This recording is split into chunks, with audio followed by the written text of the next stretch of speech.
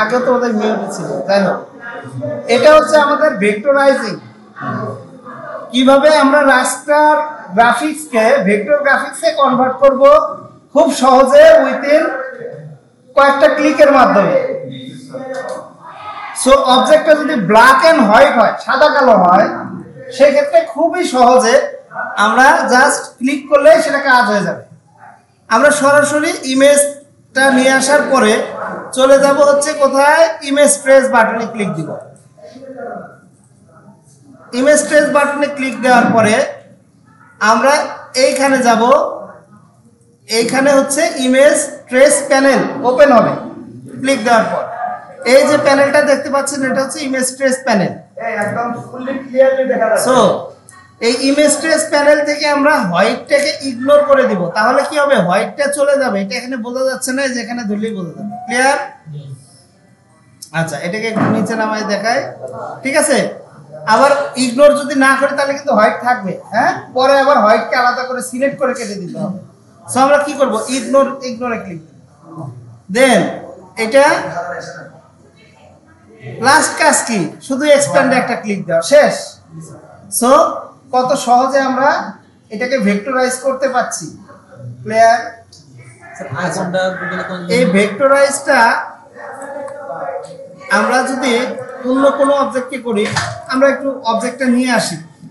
So একটু ব্রাউজারে গেলাম, নতুন একটা ট্যাব নিয়ে এখান থেকে আমি একটা টাইগার, দেখেন এটা লিখে যদি আপনি সার্চ দেন, টাইগার SHILHOUETTE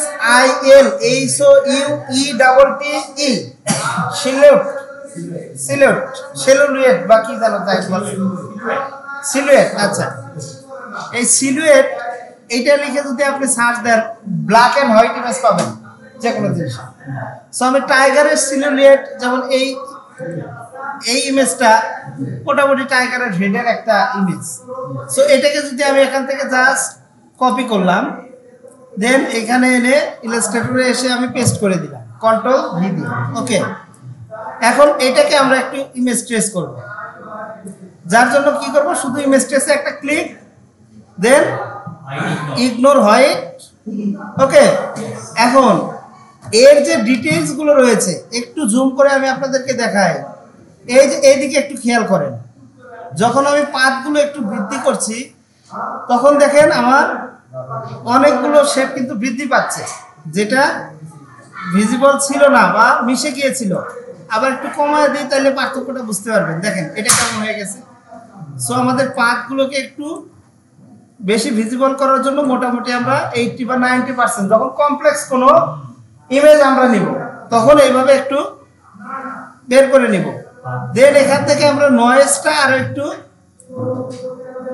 এই যে সরি নয়েজ না, কর্নারটাকেও আমরা একটু মানে অ্যাবাউট 90%-এর কাছাকাছি নিয়ে যাব। সো আমি একটু কন্ট্রোল মাইনাস দিয়ে জুম আউট করে নিচ্ছি। সো এখন খেয়াল করেন মোটামুটি রেজাল্টটা কিন্তু খুব ভালো আসছে। দেন আমরা ইগনোর হোয়াইটে টিক দিয়ে কি করব, এখান থেকে এক্সপ্যান্ড করব। দেখেন এটাও এখন ভেক্টর হয়ে গেছে, সুন্দর, হ্যাঁ, ভেক্টর হয়ে গেছে। ওকে, সো এইভাবে আমরা ইমেজকে ভেক্টরাইজ করতে পারি। আচ্ছা, সো আমি আরো ইমেজ ভেক্টরাইজের আরো একটা বিষয় দেখাই। আচ্ছা, সেটা হচ্ছে আমরা এখানে যাচ্ছি, শুধু আমি টাইগার লিখে সার্চ দিলাম, সিলুয়েট বা সিলুয়েট লিখে সার্চ দিলাম না। এখন খেয়াল করেন, অথবা লোগো লিখে সার্চ দিই, এটা আমরা একটু পরে দেখাই। আচ্ছা, লোগো লিখে যখন সার্চ দিলাম, শুধু এক কালারের লোগো। আচ্ছা, সাপোজ এই লোগোটাকে আমরা ভেক্টরাইজ করব, ঠিক আছে। সো ভেক্টরাইজ করার জন্য প্রথমে আমরা ছবিটাকে আমাদের আর্টবোর্ডে নিয়ে আসলাম, কপি করে পেস্ট করলাম। সো খেয়াল করেন, এইটু ছোট কাজ আমরা কিন্তু পেন টুলের মাধ্যমে করতে পারি, বাট এটা ভেক্টরাইজ কিভাবে হবে সেটা আমরা একটু দেখাবো। একটু খেয়াল করি, আমরা যদি আগের মতোই এই জাতীয় ছবিগুলোকে ভেক্টরাইজ করতে চাই, জাস্ট ইমেজ ট্রেসে ক্লিক দিলে কিন্তু কাজ হবে না। কি হয়ে গেল দেখছেন? হ্যাঁ, কারণ এখানে ডিফারেন্ট কালারগুলো রয়েছে, ব্ল্যাক কালার নাই শুধু। সো এখান থেকে আমি পাথগুলোকে যদি একটু বৃদ্ধি করে দেই, এই পাথটাকে আরো একটু বৃদ্ধি করে দিলাম, থ্রেশহোল্ডটাকে আর একটু বাড়ায় দিলাম, মোটামুটি একটা লুক চলে আসছে। ওকে, এভাবে করতে পারি। তবে এই যে এই লেখাগুলো কিন্তু লেখা যেগুলো চিকন ধরনের যে থিন লাইন যেগুলো, এগুলো কিন্তু পারফেক্ট হবে না, ঠিক আছে? বা পারফেক্ট তো কোনোটাই হয় না, কাছাকাছি যে খুব ভালো রেজাল্ট আসবে না মাল্টি কালারের যদি ইমেজ হয় থাকে, ঠিক আছে? তবে শুধু ব্ল্যাক অ্যান্ড হোয়াইটের ক্ষেত্রে এটা খুব ভালো রেজাল্ট আপনাকে প্রদান করবে। সো এখান থেকে ইগনোর হোয়াইটে ক্লিক দিয়ে আমরা দেন এক্সপ্যান্ডে ক্লিক দিব, আমার এটা ভেক্টরাইজ হয়ে গেল। এটা গেল একটা ওয়ে। সেকেন্ড ওয়ে,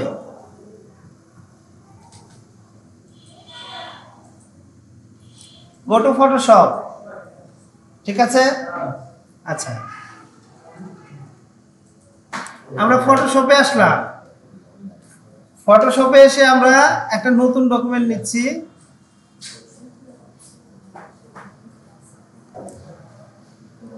তারপরে ক্রিয়েটে ক্লিক করলাম। সো এখানে আমাদের ছবিটাকে আমি পেস্ট করে দিচ্ছি কন্ট্রোল ভি দিয়ে। ওকে, আসছে না?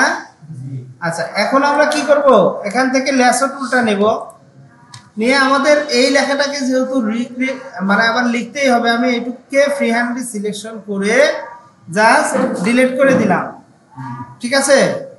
এখন আমাদের মেন শেপ কোনটা, এই উপরের এইটুকু। তাহলে এই অবজেক্টটুকুকে আমরা কি করব, এখন এইটুকু নিয়ে কাজ করব। সো আমি প্রথমে কি করি, ইমেজে যাই, ইমেজ থেকে মোড থেকে গ্রে স্কেল করে দিব, দেন ফ্ল্যাটেন বলছে করে দেন, ফ্ল্যাটেন করে দেন, নো প্রবলেম। ক্লিয়ার? এখন এই সম্পূর্ণ অবজেক্টটাকে ধরে আপনি কন্ট্রোল শিফট এল প্রেস করেন, তাহলে এটা মোটামুটি একটা ডার্ক হয়ে যাবে। তারপরে কন্ট্রোল এল প্রেস করেন, প্রেস করার পর এইখান থেকে বাম পাশের যে বারটা আছে এটাকে ডান দিকে মুভ করতে থাকেন। অলমোস্ট যখন সবকিছু ব্ল্যাক হয়ে গেছে তখন ডান পাশ থেকে আবার স্লাইডারটা হালকা একটু বাম দিকে মুভ করেন। দেখেন এখন সম্পূর্ণ কিন্তু পিওর ব্ল্যাক হয়ে গেছে। হ্যাঁ, এখন আমি কন্ট্রোল এবং অল্ট আগে ওকে করে নেই, তারপর কন্ট্রোল এবং অল্টার প্রেস করে এটা টান দিয়ে নিয়ে গিয়ে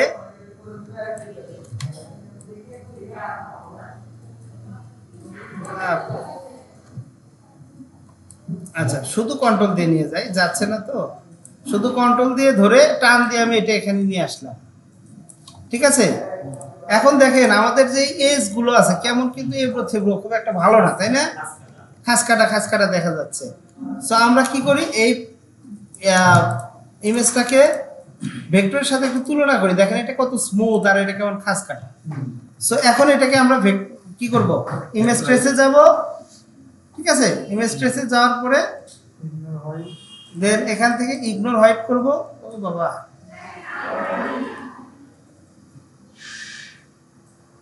হ্যাং হয়ে গেছে। সো ইগনোর হোয়াইট করার পরে এরকম আমরা আরো একটু জুম করে দেখি যে এটার লুকটা কেমন আসছে। যে জায়গায় জায়গায় একটু কিন্তু এলোমেলো আছে, তাহলে কি করবো, এখান থেকে পার্টটাকে আর একটু স্লাইডলি একটু বাড়ায় দেই, কর্নার গুলোকে আর একটু মুভ করে বাড়ায় দেই। হ্যাঁ, আচ্ছা ক্লিয়ার? আচ্ছা, এরপরে আমরা জাস্ট এক্সপ্যান্ডে ক্লিক দিব। এটার কিন্তু অনেকগুলো পাথ বা লাইন চলে আসছে। সো এইটা তো আমরা রিমুভ করা জানি খুব ইজিলি, তাই না? জাস্ট চলে যাব হচ্ছে অবজেক্ট থেকে চলে যাব পাথ থেকে সিম্পলিফাই। ওকে, অলমোস্ট কত সুন্দর হয়ে গেছে দেখেন। এখন জাস্ট ফাঁকা জায়গায় একটা ক্লিক দেই, দেওয়ার পর আরো কিছু জায়গায় আমরা দেখতে পাচ্ছি যে একটু রাফ এরিয়া রয়েছে। সো এখান থেকে আমরা পেন টুলটা সিলেক্ট করে এই অপশনগুলো একটু কি করে দিই, দুই একটা চাইলে রিমুভ করতে চাইলে করে দিতে পারি। আচ্ছা, যাই হোক আমরা এটাকে ধরি। তারপর এখান থেকে স্মুথ টুলটা সিলেক্ট করে নিব। এরপর এটা একটু জুম করব, জুম করে এখান থেকে জাস্ট এইভাবে একটু টান দেব, মোটামুটি স্মুথ হয়ে গেছে।